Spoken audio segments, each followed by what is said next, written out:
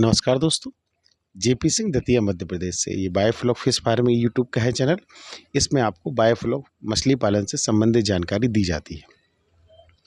आज का टॉपिक है, जैसे अब गर्मी के बाद बरसात आने वाली है, तो बरसात में क्या क्या समस्याएं आती हैं लोगों के साथ, कैसे आप उनको कंट्रोल कर सकते हो। और एक जानकारी मैं आपको और दे दूं कि मछली पालन में सबसे महत्वपूर्ण होता है सीड का सही टाइम पे स्टॉकिंग। अगर आप सही टाइम पे स्टॉकिंग नहीं करेंगे तो आपका कल्चर बीच में जाके फंस जाएगा। खासकर मैं उत्तर भारत की बात करूं, इस साइड ठंड बहुत पड़ती है और गर्मी भी बहुत पड़ती है। अब इस समय गर्मी बिल्कुल चरम पर है, लेकिन इसके साथ बरसात आएगी, फिर बरसात के बाद फिर ठंड आएगी। तो जिन लोगों ने भी फरवरी या मार्च में पंगास का सीड स्टॉक कर लिया था, उनका नवंबर तक ये हार्वेस्ट हो जाएगा। लेकिन आपको मैं जानकारी दे दूं, मैंने भी पंगास का सीड इस साल स्टॉक नहीं किया है। कुछ लोग समझ रहे होंगे इसमें मार्जिन ना हो इसलिए नहीं किया, ऐसा बिल्कुल भी नहीं भाई। मैं आपको बताऊं कि हमारे यहाँ पे सीड मिलने में थोड़ी सी दिक्कत होती है। पंगास के सीड सप्लायर दो ही हैं, एक हमारा आगरा से आता है और एक पास का पड़ता है झांसी। तो उनने हमारे लिए सीड रोक कर रख रखा था कि हमको, क्योंकि हमारा कॉमन कार भी ऑलरेडी स्टॉक है, इसलिए ज़्यादा सीड इस बार हमको नहीं चाहिए था। 3-4 हज़ार पीस ही चाहिए था, तो उनने स्टॉक हमारे लिए रखा। लेकिन एक पार्टी आई, वो पूरा सीड ले गई। तो वो, आप कोई पार्टी सामने हो, आपके सामने भी कोई हो, तो आप बोल दोगे दोबारा मंगा के दे देंगे, तो वो ले गई। फिर उसके बाद सीड आने में दिक्कत हुई और फिर दोबारा सीड आया नहीं।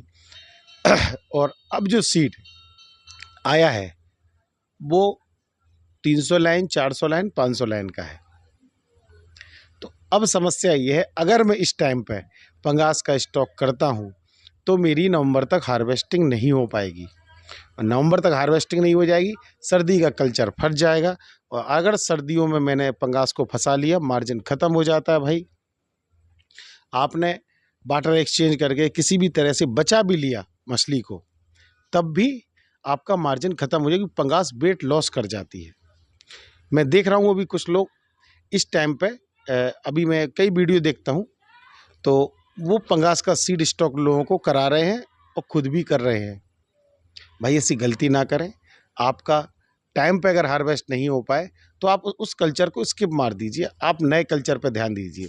जैसे सर्दी में कार्प का कल्चर ठीक होता है, वेट लॉस नहीं करती और सर्वाइव भी ठीक करती है। तो सबसे बेहतरीन होगा कि आप इस टाइम पे जो भी सीड मिले आप उसको स्टॉक कर लें, ताकि नेक्स्ट ईयर फिर आप पंगास का कर सकते हो। ओके। तो अगर मैं अभी सीड स्टॉक करना चाहूँ तो मुझे कम से कम 100 ग्राम का, कम से कम 10 लाइन का, मतलब 100 ग्राम का बच्चा मुझे स्टॉक करना होगा, तब मैं जाके नवंबर में हार्वेस्ट कर पाऊँगा। अगर मिलता है तो ठीक, वरना मैं इसको स्किप मार दूँगा। ऐसा ही करना चाहिए। ज़बरदस्ती आप गलत टाइम पे गलत चीज़ डालोगे तो आपका नुकसान होना तय है। ठीक है। एक बार 2019 में ये गलती हम कर चुके हैं कि हमने जून के टाइम में स्टॉक कर लिया था सीड, तो आपको भी पता, हार्वेस्ट हो नहीं पाई थी और फिर नेक्स्ट ईयर जाके वो हार्वेस्ट हुई थी। ठीक दोस्तों। तो बरसात का आपको बता दें, देखिए बायोफ्लॉक एक इंटेंसिव कल्चर है, आपको उसको अंदर करना होता है। खुले में भी होता है, लेकिन वाटर वैल्यू बहुत बड़ी होती है तब वो होता है। बारिश का पानी जो होता है, सबसे बड़ा मछली फार्म में जो उसका विरोधी है वो है टेम्परेचर। टेम्परेचर अप डाउन होगा, तमाम तरह की बीमारियां लगेंगी, आपका कल्चर भी, मछली फीडिंग उठाना बंद कर देगी, पानी के वाटर पैरामीटर्स ख़राब हो जाएंगे, बहुत चीज़ें होती हैं। लेकिन टेम्परेचर सबसे ज़्यादा आपके लिए नुकसानदायक है। आपको पता है बारिश का पानी किस टेम्परेचर का होता है? बहुत चिल्ड होता है। बहुत हाइट से जब पानी गिरता है तो उसका टेम्परेचर डाउन रहता है। वो आपके टैंकों में अगर डायरेक्ट जाएगा तो सबसे पहले तो एकदम से आपका टेम्परेचर डाउन आएगा। और बीमारियां तभी पनपती हैं जब एकदम से टेम्परेचर वेरिएशन होता है, तो वो डाउन आएगा। उसके बाद फिर आपके वाटर पैरामीटर्स भी ख़राब हो जाएंगे, डिजीज़ भी आएगी और वाटर पैरामीटर्स भी ख़राब हो जाएंगे।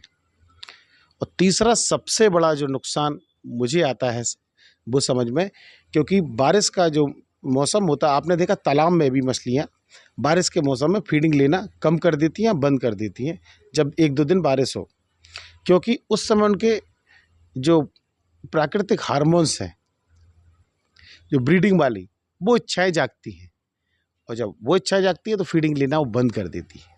ऐसा आपके टैंक में भी ना हो, इसलिए बेटर है, देखिए सबसे बेहतरीन है कि आप शेड बनाएं। भले ही मैं कह रहा हूँ आप महंगा शेड मत बनाएं, कच्चा पक्का ही शेड बना लें, बांस बल्ली का शेड बना लें, लेकिन आपको शेड चाहिए। बारिश का पानी डायरेक्ट टैंक में नहीं जाना चाहिए।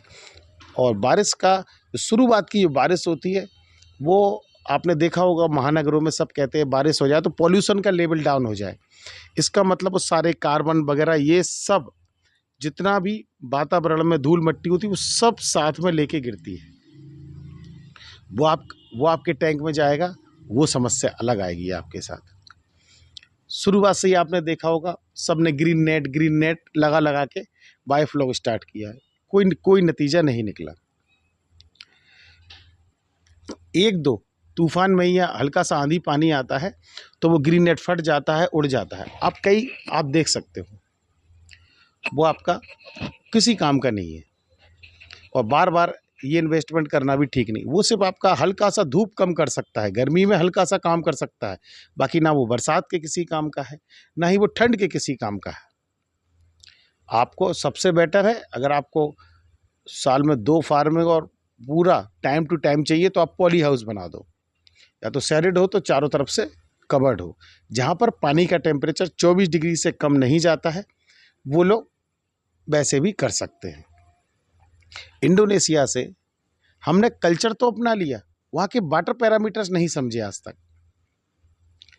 वहाँ पर कभी पानी का टेम्परेचर 24 डिग्री से कम नहीं जाता है, सर्दी में भी, और हमारे यहाँ पे डाउन जाना है। तो भाई हर चीज़ पहले समझनी चाहिए, फिर उसको इम्प्लीमेंट करनी चाहिए। लोगों ने सीधा उठाया और फार्मिंग करनी शुरू कर दी। मेरे पास बहुत से लोग ट्रेनिंग के लिए भी आते हैं, बहुत से लोग ऐसे आते हैं पहले से काम कर रहे हैं, जब उन पर काम नहीं हुआ फिर वो आए। तो मैं देखता हूँ उससे गलतियाँ होती हैं, बहुत ज़्यादा गलतियाँ होती हैं।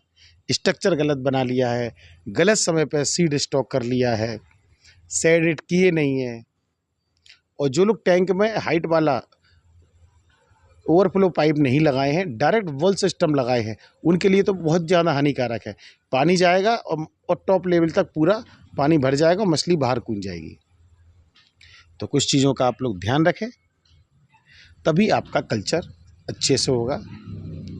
और जिन भाइयों को भी ट्रेनिंग चाहिए, ऑनलाइन ट्रेनिंग चाहिए, हमारी ऑन रहती है। सबसे बेहतरीन प्रैक्टिकल ट्रेनिंग आपको चाहिए, इसी फार्म पर होती है। 2 दिन की ट्रेनिंग होती है, अभी हर महीने में एक ट्रेनिंग होती है। अभी हमारी 26-27 जून को है ट्रेनिंग, ठीक है। और कोई सा भी बायोफ्लॉक का मटेरियल चाहिए, आप इस नंबर पर कांटेक्ट कर सकते हैं। आपको बेस्ट रेट में सामान अवेलेबल हो जाएगा। अभी 2 ट्रेनिंग पहले हमारे पास 2 भाई दिल्ली से आए थे, नोएडा से थे। वो आए, एक तो वो 2 बजे के टाइम पे आए थे। ट्रेनिंग हमारी 11 बजे से स्टार्ट हो जाती है। वो 2 बजे आए, शाम को 5 बजे चले गए। अगले दिन ट्रेनिंग में भी नहीं आए। आप बोलोगे ऐसा क्यों हुआ? क्योंकि उनका ऐसा मानना था, मैंने बहुत स्टडी कर ली, काम भी कर रहे हैं वो ऑलरेडी, कि और पूरी फीस दी उनने, जो भी चार्ज था पूरी फीस दी दोनों लोगों ने।